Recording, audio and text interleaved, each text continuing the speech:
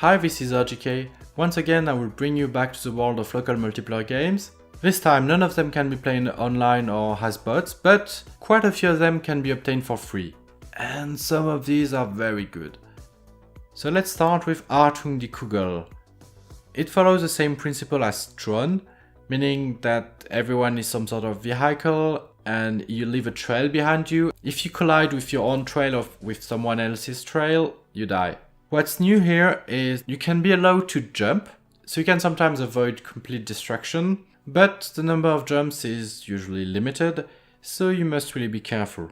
Something else that's quite interesting here is that it's not a flat level, it's a sphere. Some are more or less transparent, which looks really cool, and combined with the synthwave music, it's very chill and relaxing. Very atmospheric game. Since it's free, it's nice to have it to relax in between two more intense games. Another free game on Steam is Crashfalt. This is an odd one. So whenever someone jumps, they can charge in the air, and then when they release, they drop down, and there is a huge shockwave that sends ripples across the level, and the aim is to eject other people off the level. So already this is quite unique with the ground that gets deformed under the shock. Another interesting thing is that if you get under someone, like for instance if someone is charging their super attack, they want to stomp big time on the level, well, you get under them and they rebound on your head and they are the ones that are ejected out of the area. It's the reverse of how we have learned to play games since Mario. Like Mario can kill a Goomba by jumping on its head, but here it's as if Mario would be launched into space for jumping onto a Goomba. So you need to be really careful, and it creates moments of mind games and tension when someone is in the air and someone else is like rushing under them. For the brief moment that we played it, it was fun and it's free. Another free game on Steam is Muscle Magic. Each player is a wizard and they can control their character with the left stick, and with the buttons, like each button, blue, red, yellow, green I guess, is randomly attributed a spell and they are on cooldown. So whenever you press a button you have to learn a new spell every time a new round starts, and each spell behaves differently. It requires some adaptation before you know what you're doing, but the problem is that overall the game felt very messy. Even though the idea is good, in practice we didn't really have a good time. Next up are two games that are pay what you want, so you can get them for free. They're not on Steam, they're on itch.io, but if you want, you can pay.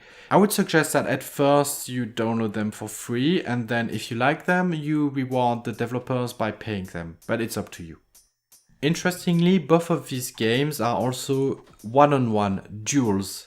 It's not for 4 players, only 2, but it's also pretty nice in a party when you have like 2 people playing, like you can have a tournament or something like that, and everyone else cheering. It's really good atmosphere.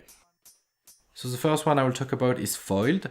Interestingly, it was made by the same guy who made Ape Out, and it's in the vein of Eggnog or Nidhogg, but much more fast-paced and intense. This time you don't have to change the stance of your guard from up and down to protect yourself. There is just one stance and it parries automatically, and it pierces automatically. So if you rush into someone, if both players are looking at each other, nothing will happen. So you can try to get on top of your adversary, and here comes the interesting 2 attacks in the game. One is to drop down sword first, very deadly, but the other one can also slash upwards. These 2 attacks are controlled by left and right triggers, and it means that the game is much more about jumping, trying to get on top or under your opponent, or trying to catch them off guard. It can be very intense, and just like Nidhogg and Eggnog, there is some form of back and forth in the sense of when someone kills someone else, there is some sort of sphere that they need to grab to score a point. So it suddenly changes the dynamics, with one player spawning next to their point that they have to defend, and the other one is on the offensive trying to grab that score. And then there is mind game, trying to see from which angle to attack, from where to come, and so on. changing the dynamics between a situation where anything goes to a situation where one is an attackant and the other is a defender. It's really good, and overall it's fast-paced, it's aerial, and we had a blast playing this. I really recommend this game. So unlike Eggnog, this is not a game that will make you laugh a lot, but that's very competitive and intense game that will have you like screaming joy when you achieve something crazy. Yeah, really like this one. Next up we have Duel Unborn. This is an odd one. So the principle is that each player is a pirate on opposite sides of a ship, and there are several sorts of mini games. So one of them, for instance, is that there are several button prompts that you have to press on the keyboard or the controller. And the first one to achieve their prompt gets a point. There is another one that is some sort of football game where you have to get your bullet in the enemy goal, and the players can jump really high, so it can be a very aerial battle. Then there are a few more, and there is the standard one, which is very technical. So in this one, the aim is to reach for the beer in the center, and every time you spend a little bit of time on the tile, you can then move forward.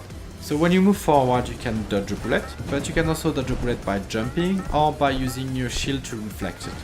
So there are lots of possibilities in there, and mind games, and it's very technical, but also it's possible to win just by, hammering the fire button.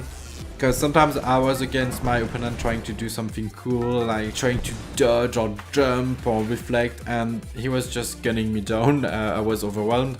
It lets you play in many different ways. It's very interesting. I liked it. But maybe it's an acquired taste and not everyone will like this one. Alright, now let's move back to Steam with games that you have to pay for. The first one is Alien League. It's basically like Mario Party. You have like a board game where everyone is trying to collect coins, and you can use these coins to buy totems, like the stars in Mario Party, except that at the very end of the game, the totems can be used to boost your stats in one last final showdown minigame, and it's winner takes all. So if you have more totems, you can have higher stats and your character is a bit better, but it's still not impossible to win if you have lower stats than your opponent. So the board game layer, you roll your dice and then you move, and you trigger some events that can be beneficial, or sometimes you lose coins, or you can steal a totem from your opponent. Nothing too surprising, but it's good. And then at the end of the round, there is always a mini game, and there are about 70 mini games in this game. This is a crazy number. All sorts of mini games: coloring the space, killing each other, avoiding obstacles, avoiding zombies, being a zombie and contaminating other players, evading a black hole. So many things. And we didn't find many of those that we didn't actually like, so overall it's very solid. Then the problem is that it's always the same 2D perspective, so it's very easy to control, it's easy to know what to do, but it doesn't get very surprising or fresh. It's like a very homogeneous experience. There is no sudden flash of greatness or something very hilarious that you didn't expect. It plays well, it's good, but there is not that extra sparkle that a few games can have. Nonetheless, it's good all across the board, and unlike other party games on PC that are very bloody, this one is very kid friendly. Since it's very accessible, you can easily play this with non-gamers. So among Mario Party-like games, I think it's one of the better ones. It's very solid, it's just lacking a little extra to make it a game that I would be crazy about. And finally, we have Out of Space. Okay, so this one is in early access, so I hope that what I'm going to say is going to change, because we didn't exactly like it. It's sort of a mix between Overcooked and Viscera cleanup details. You board spaceships that have been overrun by alien dirt. You can settle in, cook food, and so on. But the problem is that the alien life forms are self-replicating in the dirt.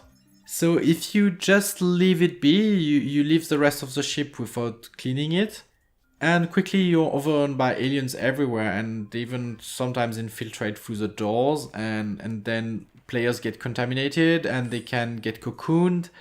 And if you don't have a shower, you cannot like save them, or if all players are in a cocoon, no one can move anymore. So the more time the spaceship is dirty, the harder it gets. So you might think, oh, I'm smart, I'm gonna rush the rooms and just clean everything before the aliens have time to replicate.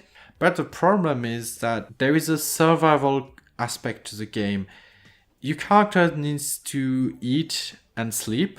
If you're trying to clean too fast, you might fall asleep in the middle of a fight. I mean, you're not fighting, really. But if you fall asleep in the middle of the aliens, well, you're gonna die.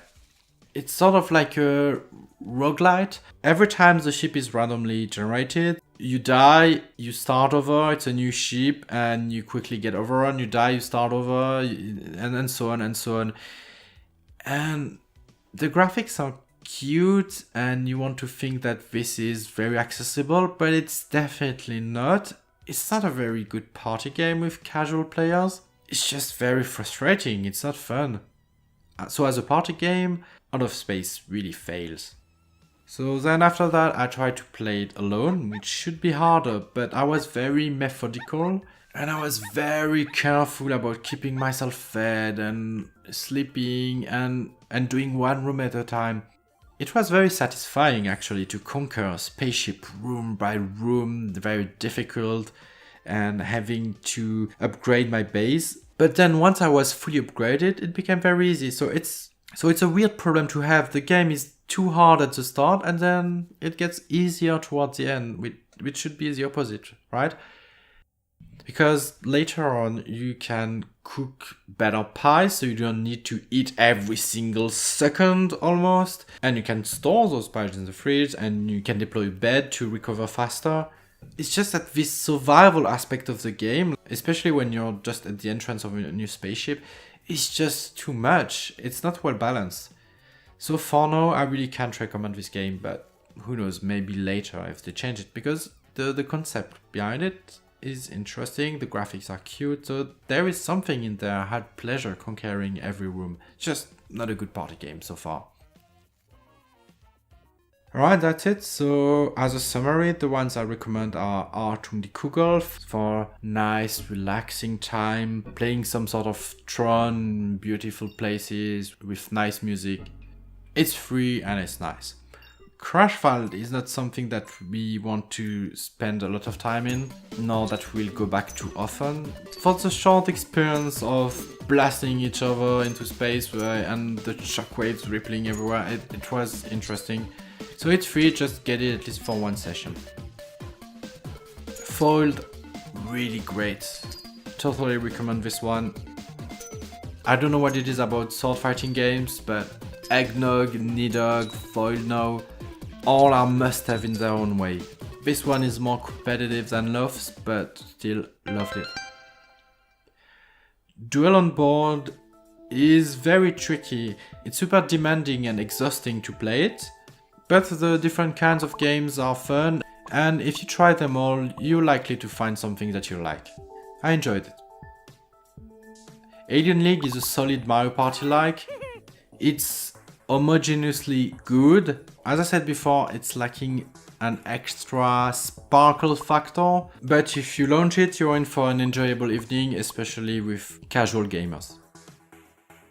I hope you enjoyed this video. Bye!